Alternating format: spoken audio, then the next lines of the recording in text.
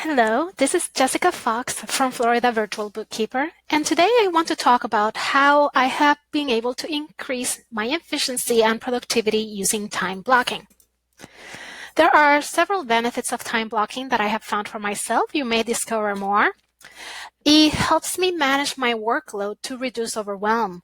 Before I started to do this, I used to have this growing list, this to-do list that was multiple pages long, or when I looked in the screen, it required a lot of scrolling, and it was very overwhelming.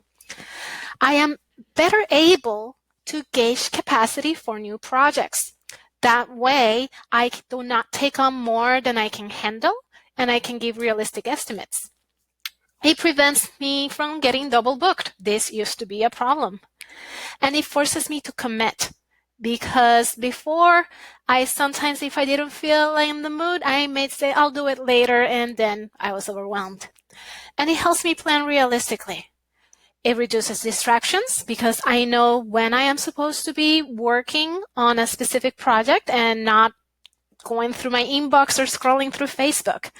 And improves my efficiency. I get a lot more work done now than before I started time blocking. I have more clients, yet I work less hours.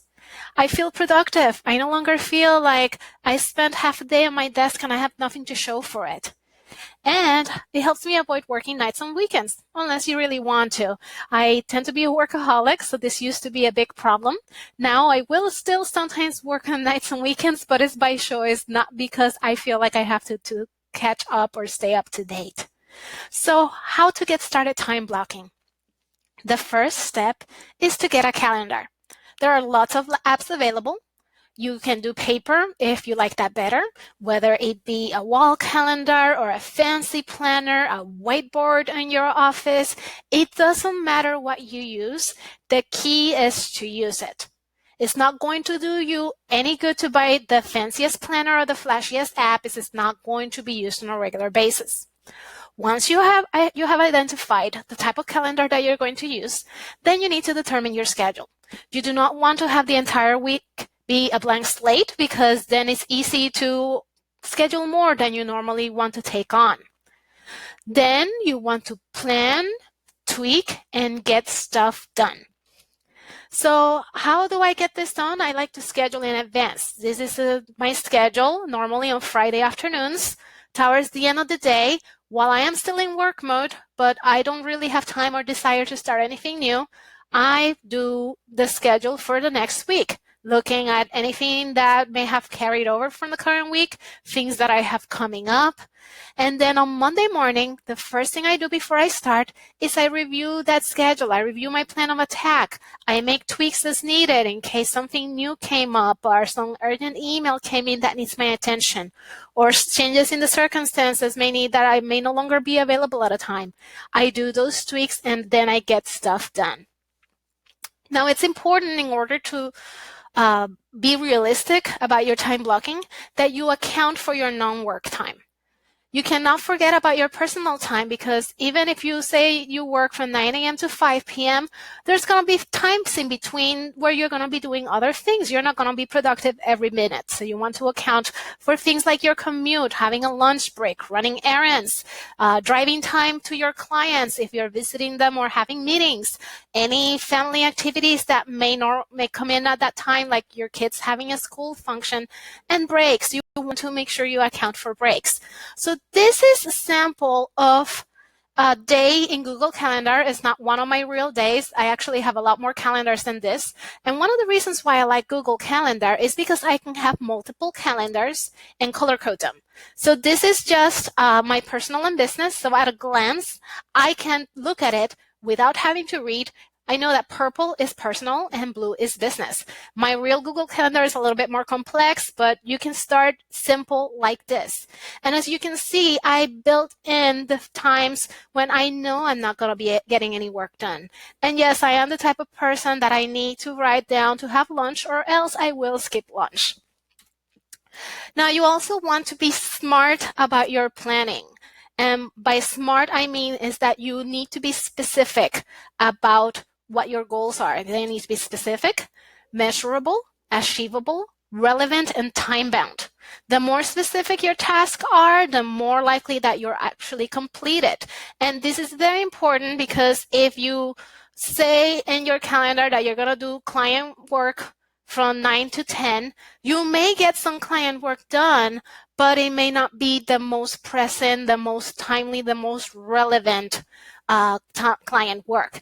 This also helps you be aware of things that you have to do but that you're not able to do at this time. Like, for example, you're waiting on your client to get you bank statements. That's not achievable. That shouldn't be in your calendar yet. I use an app where I can tag things as waiting on client. That way I know what's pending without it cluttering my calendar. Now, something important is to make sure that you don't overcommit. Don't bite off more than you can chew. When it comes to time blocking, I recommend that you start easy and build from there. I like to budget more time than I think that I need for a specific task. So if I know that a certain project normally takes me 45 minutes, I will usually schedule about an hour and a half or more for it. That way, I have this cushion in case there's any surprises and it takes longer, or if I finish early, then I have bonus time. And that way I can feel like I am still in control of my day. If I schedule too tightly, any overrun will generate stress, and that is counterproductive. I don't want that, and I don't recommend it for you. Another thing that I recommend is to build buffers for deadlines. So that way you don't feel overwhelmed when life happens.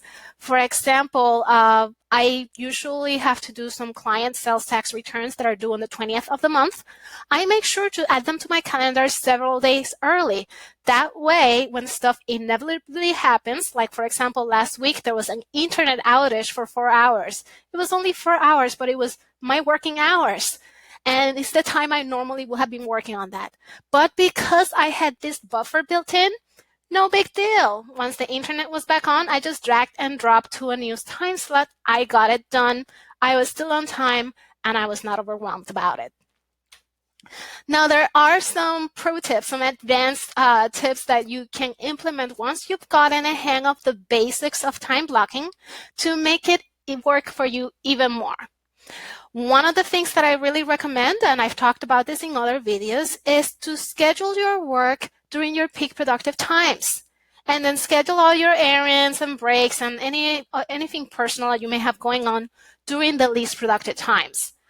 If you don't know what those are, think back to when do you feel the most productive? When are you most focused, less distracted, and work faster? And if you have not noticed any pattern of a day or time of day where that normally is, pay attention to your work for the next week or so. Are you the type of person that hits the ground running on the morning and just gets things done and then you slow down as the day progresses? Or are you sluggish in the morning and get the bulk of your work done and think faster in the afternoon? I tend to be an afternoon person. I am actually a night owl, so if it's something really hard that is stumping me, I will actually work on it after 11 p.m. because that's when I think best. But I never schedule work for early in the morning because no matter how much coffee I have, it's going to take 10 times longer than it would at any other time. So I always schedule my errands in the morning. I recommend that you use a task tracking app that integrates with your calendar if you're using app. Bonus points if the app lets you create a task for an email. This is something that I see often where I get emails that are to do, they're actionable emails, and they stay in the inbox, and it's either cluttering or you need to look at reminders there in two different places. Things can fall through the cracks. I like to use GQs. It integrates with my Google Calendar. So anything that I create in GQs automatically shows up in my Google Calendar on the date and time that I assign it, and I am able to assign how long it's going to take, so that way it blocks off that specific period of time. And the beauty about GQs is that I have it integrated with my email.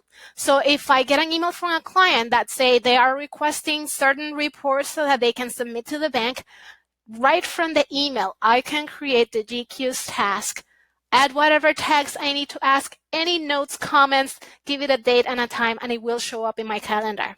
If I am not sure when I am going to be doing that, I'll just assign a random date and time today or tomorrow, just to have it in my calendar, because then I'll be able to, when I go to the calendar, drag and drop to where I want it to go, and it will automatically sync with DQs. I do not have to update things in two places. So there are other options out there, but this is the one that has worked very well for me.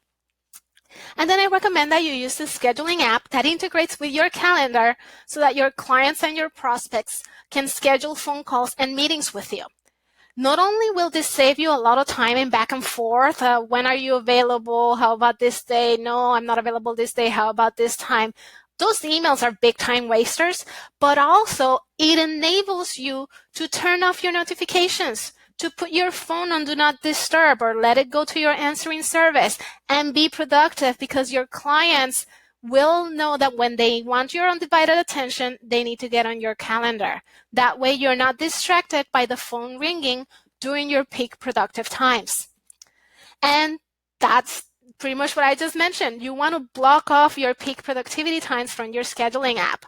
The times that I am more likely to get work done are not available for prospects and clients to book, because I want to maximize the productivity of my day.